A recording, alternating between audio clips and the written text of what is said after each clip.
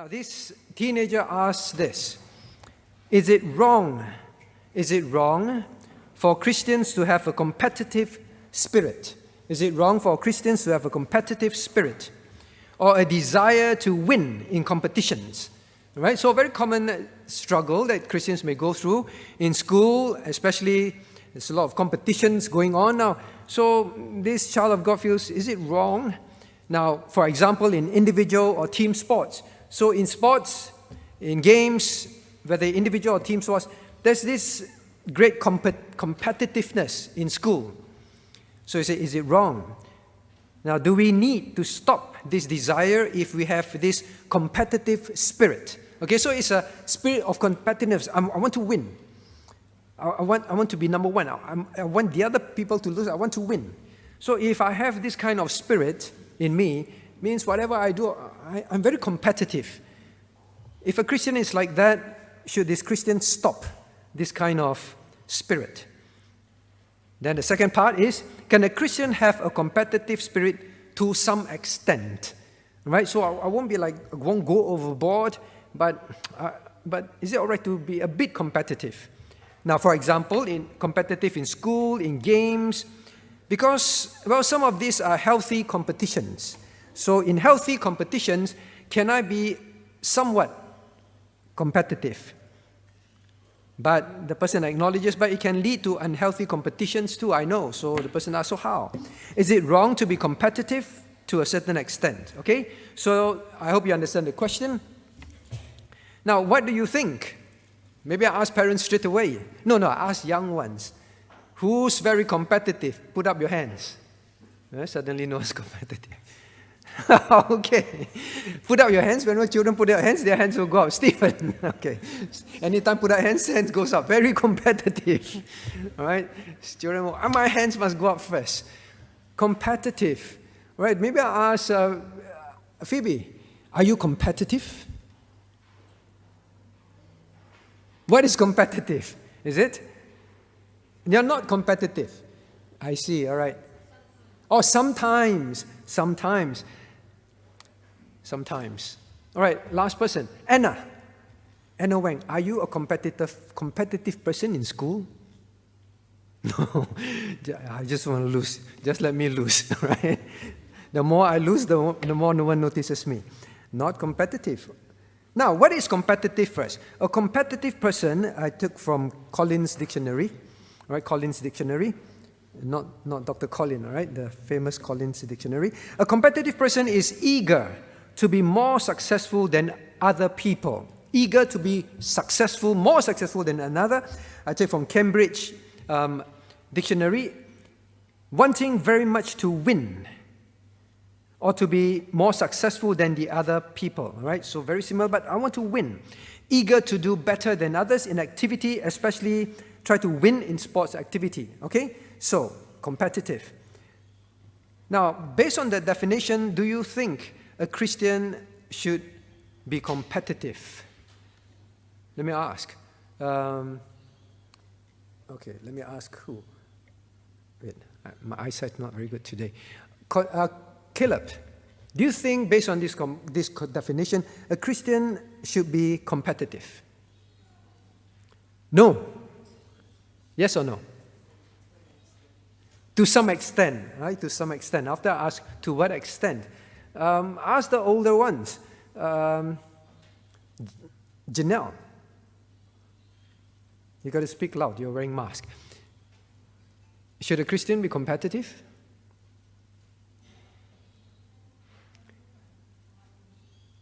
Depends on? Depends on what it is. All right. Then, in what situation is it good? Because you said depends. If it is what? If it fulfills God's purpose. Well, I asked the famous one. Ignatius. Because we all know what you will say. We all know what you will say. When is it okay for a Christian to be competitive? When it is for? So I see you have not changed. For the glory of God. All right, for the glory of God. There's always the right answer, for the glory of God. Well, Ignatius, when he first became a Christian in our midst, he was very concerned of the glory of God. So you always think of the glory of God. Well, that's not a bad thing. Well, for the glory of God, and then it's not bad. Now, how is it for the glory of God? Okay? So let's think about this. Now, well, it depends on the reason for this competitive spirit and the desire and the purpose. Okay? So some of you say, well, it depends on the purpose. Depends on the reason. Now, if competitiveness is, well, it depends on what you are competing against. What are you competing against, and what's the purpose in your heart? Now, maybe I ask, when can it be wrong? Right, before we go to for the glory of God, when can it be wrong? When can it be wrong? Julius, when can competitiveness become wrong? When they feel proud. Very good. All right? When your motive, I want to compete, I want to win, and I want to be better because I like to feel that people admire me. Pride. All right? So whenever that is the motive in your heart, it's always wrong. All right? The sin of pride. Now, what other reasons can it be when it is wrong? For example, what else? Let's see, Cornelius. Say again. When it goes. Oh, I see, all right. When you end up hating another person, is that what you say? Now, when it goes to hating another person, means I must win, I want to win. The other person win. Oh, I can't stand you, I hate you. Right? In fact, very often these sports activities nowadays, you see, it's like there is no sportsmanship. They goad another person, and then if they lost to the other person during the game, they find a way to injure the other person so that they can win. Very, very, very shameful sportsmanship. Yes, very good. When your heart knows that if I hate this person and I want to win against him. That's a very good example. In fact, the reason why I want to win in this game because I can't stand this person. I don't like this person. And to prove myself, I will prove myself that I'm better than him. All right? So, very good example. So, you can be in school activities. Well, it may not be a sinful activity. Like this person says, what about if it is healthy competition? It's healthy competition, but you have unhealthy motives in your heart. Then you should not have that. All right? So, you must check your motives whenever you are involved in some competitive activity. Well, another one. What else can you think of? So young people, I want you to think because you are facing this kind of thing in school, right? Isaac. When is competitiveness sinful? Say pride, you hate another person.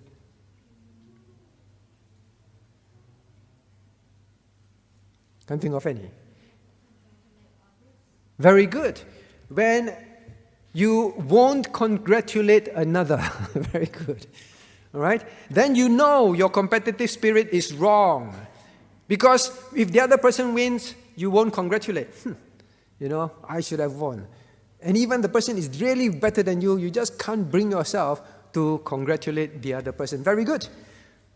Right? So if you find that you're like that in school, even healthy competition and you're like that, well, you know you have an unhealthy motive in your heart. Now, what else? One more. Yifei. When competitiveness, I want to win, right? I want to do better than the person, and it's a sinful reason. Anything? To boast, all right? Very good. To boast, you are proud.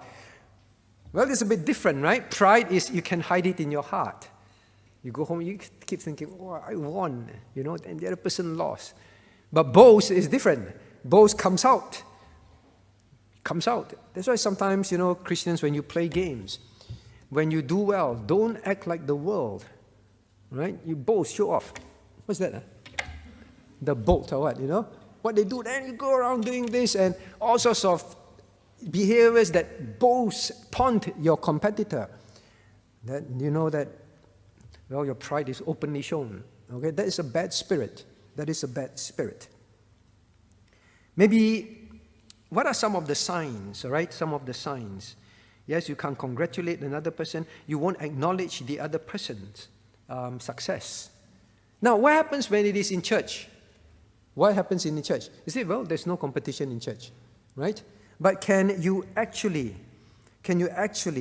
be competitive in church? There's no competition in church, right? Do we organize any competition? No, right? Now, actually, that is one of the reasons why we don't have competitions in churches. Because it is a very easy thing for young people without understanding, and even with understanding, to fall into a bad spirit.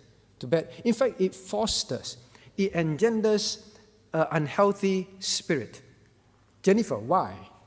Why is it then that having competitions, for example in church, have a tendency to build a bad spirit? Why?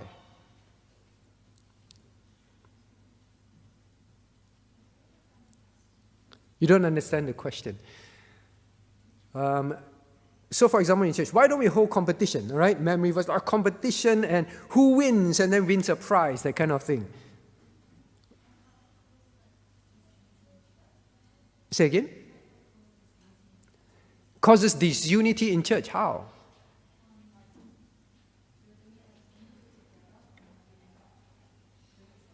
You're doing separately. Well, is that really evil? We do have some games in church. Now, where we need to be very careful. For example, in our children's church camp, we don't want to have, for example, you win, you get a prize. You notice all our games, we generally don't want to give prizes. So, number one, we give you this prize, and this group win this prize. Now I'm not saying it's all sinful, but sometimes we can create this unhealthy spirit. Then we are very competitive. We want the prize, so we work, and then we jeer at one another, and then we become very unfriendly to one another, that kind of thing. All right. So there is a danger. I'm not saying that it's definitely sinful to give out a prize, but this is one of the things why we want to be a bit more careful here. And yes, I think Jennifer is right also. You see, God says be united. But sometimes competition makes us pit one against the other. It can engender this kind of spirit. I want to say again, I'm not saying it's always wrong, it's always sinful, but it's difficult to manage after some time. Right? Sometimes after some time we realize the children, they want to get the best memory verse reciter and the best this, the best that at church camp. Sometimes they get jealous of one another. They're very young, right? Then you begin to value self over teamwork and many of this. We want to try and create an environment where people learn to help one another, all right? Now, so one of the spirit that you know is wrong when you are not keen to help someone in school, at work, when you become a very competitive person, even when it is not a game, even when there is no competition in church. But a competitive spirit is one, I want to be better and I want to win. So when I'm playing the piano, cooking, teaching Sunday school, and so on, you become, I want to be the one that people praise. Now that's very different. I want to do the best for the Lord, right? For the Lord. That is not wrong. But we need to examine our hearts very carefully. I want to be better than the other person because it makes me feel good, more superior. Now then you end up in a situation where you won't help. So competitive spirit, what I'm trying to point out is what is dangerous about competitive spirit, and we must examine our hearts. The Christian must always want to help others, all right? Yeah, in competition, in games, you don't purposely, let me help you win. I keep missing the ball, right? There's a competition. But you don't do it for the wrong reason, all right? You do your best. But be careful when it carries over, a competitive spirit. It carries over to, you suddenly become everything, you just want to win, you know? You just want to be the best against another person. Now then that becomes dangerous, and over time, instead of helping, all right, someone just join the committee, needs to do something, maybe for church committee and what want to do, but you're very competitive. You know, when I do it this way, and it's always the best. People praise it. And then I don't want to help the other person, because if I help the other person, what happens if the person do it better than me, serve better than me? So now the competitive spirit becomes sinful, and now you have always, I will hold back. I don't want to help others. All right, so teens, young ones, You know, holiday Bible program, you make crafts, right? Be very careful of a competitive spirit, all right, young ones? Look here, I want to be the first to finish. Why? Then I can show off. I want to make it the nicest one, the most colorful one. Right? Why? Because then I can say, hey, see, mine is the best in class, and then show off, boast. That is wrong. That is not good. You want to do best. Now, then maybe I read to you 1 Corinthians 14:12. Even so, ye, for as much as ye are zealous of spiritual gifts, seek that ye may excel to the edifying of the church. Now, if you carry competitive spirit, there are competition out there in the world. You play a certain activity, there are competition. But when you begin to become so engrossed in it, you carry it into church. Now, God says, now, whatever you do as a Christian, you seek to excel. Why do you seek to excel? Seek to be the best. Why do you seek to be the best? 1 Corinthians 14:12 say, that you may excel to the edifying of the church. It's always to help others, to make others better. All right, especially spiritual, to help the work of God be better. Do you have that competitive spirit, even adults, when you serve in committees? We want to be the best-known committee in church. Very common in churches. We want to be the biggest committee. We want to do the thing in the most fanciful way. All right, all these kind of things. Now, Christian, when you do that, you begin to fail the warning. Now, God says this, Proverbs 24. Let's turn to Proverbs 24, 17 to 12. So sinful motives is the problem, all right?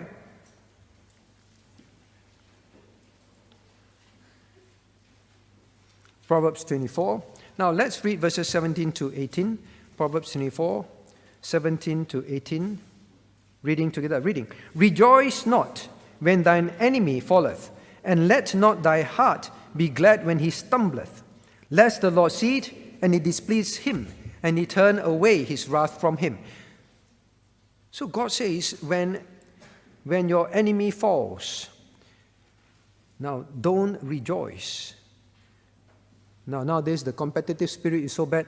When your enemy falls, it's not they fall themselves. You purposely make them fall, right? So that kind of spirit reaches that. And in your heart, right? Let thine heart not be glad when he stumble.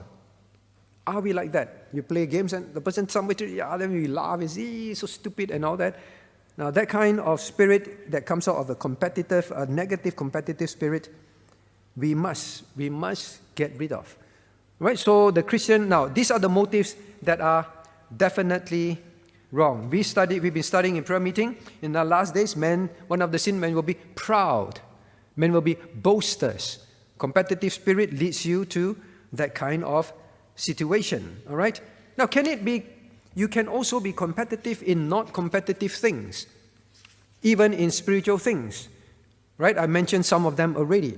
In church, for example, so I'm addressing this. It's not even a competitive situation. Maybe pastor asks so-and-so to do something, right? Asks you to do something. And then pastor also asks someone else to do something. Then you look, why pastor ask him as well? I want to do this kind of things. Now, this always happens in peer groups. You know, peer groups means usually same age. If I ask an elderly person to do it, well, the young won't. But if you see another young person also asked to do it, then you look, why is the other person? Why not me? Why not me as well? Very dangerous. Peers. You feel that they become a threat. Now, if in church you have a competitive spirit, this is not even a competition in church, but we can have that competitive spirit. Means someone new comes in, you help the person, then after some time, the person become more popular. Other people like, then that competitive spirit comes up. I want to be the more popular one. I want to be the one that's center of the attention. I want to be the one that people like more, that people do things for. Then slowly you say, well, the competitive spirit will lead you, I'm not going to help this person anymore. Because when I help this person became more popular, more liked. You see, competitive spirit has many evil motives that we need to be careful of. And sometimes it can be,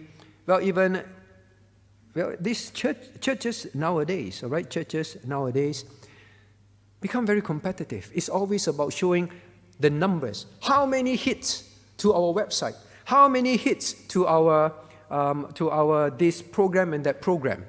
All right, and they tout it. You know, this program, how many people around the world or how many people tuned in and all that. Now, sometimes this can be out of a competitiveness or pride. Be very careful of all these things, even in spiritual things. Now, what else? Sometimes non-quantifiable things. We become competitive as well. What are non-quantifiable? Well, maybe like, I would say quantifiable still. Someone teaches Sunday school better, then you want to be better. And do all sorts of antiques, all sorts of things, right? Maybe some people are children. Children like the other adult better. Then we feel jealous, we feel envious. Then we are very competitive. No, I want the child to like me more. So all these kind of things can well up in our hearts. You know, in the world, very often is even who gets married first, right? Two-person planning marriage. Now, I want to be the first to get married. Competitiveness over meaningless, unnecessary things. Parents, are you competitive to make your child the best in school, even in church? I always want my child to be well-known, not to be best for the Lord. All right, so now if you consistently show this kind of sign, you know that you have a spirit of competition that is wrong, that is sinful. All right, I hope I explained to this person. Now, what about the situation where it's okay? So, yes, there are competition in school. When you play it, watch your attitude, watch your spirit very, very closely. Now, then when is it all right? What is the best way to think? Because there are competitions in school. What is the best way to think? Right? So, for example, there is competition of debate team. And you don't purposely throw in the towel to lose, that kind of thing. Don't be competitive. Now, how to be involved in a competitive thing in school or at work, now without falling into sin? Now I ask some more children. Now it gets more difficult, right? Gets more difficult. Who have I not asked? Anna Wang. How? All right, the school have competition. Anna? Not Anna. Your sister. All right? Now, yes, Grace. Now, how to be in a competitive game, which are always present in the world, but without falling into this sin? How? Right? Do you understand the question? So avoid falling into this sinful competitive spirit. But you still need to compete. Any ideas? No? All right, I'll let you think. One more person. Maybe I ask the university students. All right, you're involved in competitive games, I'm sure. Gillian.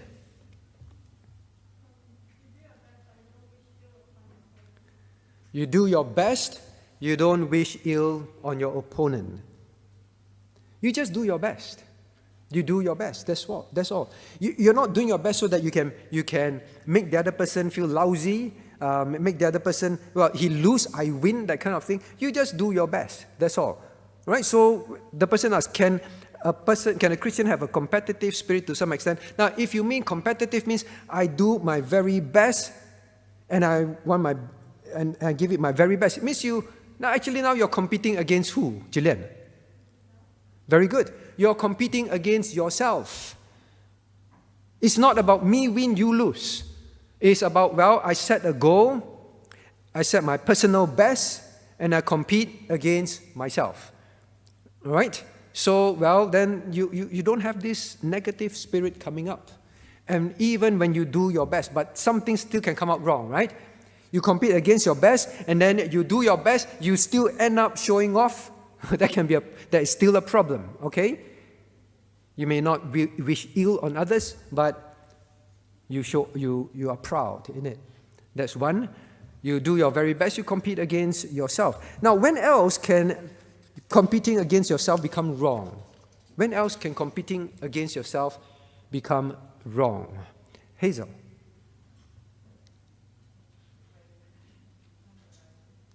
Becomes what? When it becomes an idol, you become obsessive with it, right? Can we become like that? Yeah, your best is really very good. But it's an obsession. This is my personal best. I'm going to up it. I'm going to up it until it becomes an idol to you. It becomes an obsession. So yes, you may not have this unhealthy competition of I win, you lose, but now it becomes something that, well, you can't stop doing it. You can't stop thinking about it. You can't keep practicing and practicing and practicing to beat your personal best until you neglect your Christian walk. Now it becomes an idol, right? So, very good. Now, parents, if you notice this kind of spirit in your young ones, you must step in immediately. Talk to them, teach them, correct them, restrain them. Because once this kind of competitive spirit occurs in the school, but school always will teach you to be competitive, right? The Christian must keep controlling your thinking in your own heart. It is not against someone, you win, I lose, number two, and even it's against my personal best, I must be controlled and don't let it turn into an idol. And even if I've done my personal best, I don't go around gloating, okay? So I hope it helps this person to understand. And parents, please be very, very careful, all right? So I hope that I help this person understand this, and I hope I've covered everything that I wanted to. Yes, so a competitive spirit, I think I've covered everything. Now to the next point, to the next question. To the next question. Well, actually I asked, Jennifer, have I answered your question? You understand? All right, I just summarize very quickly for everyone. Competition will happen in school. Number one, don't play competitively because of your feelings about the other person. I want you to lose, all right? I want you to be embarrassed. I want you to fall. I want you to stumble. It's simply doing your best, that's all. And doing your best, you still need to be very careful, okay? What do we have here? Top 5 reasons why church dropouts, what church dropouts say, why they stop attending church. Now, please remember 66% of, well, I take the American view, they're the most readily available results. They stop attending church at least a year after turning 18. So from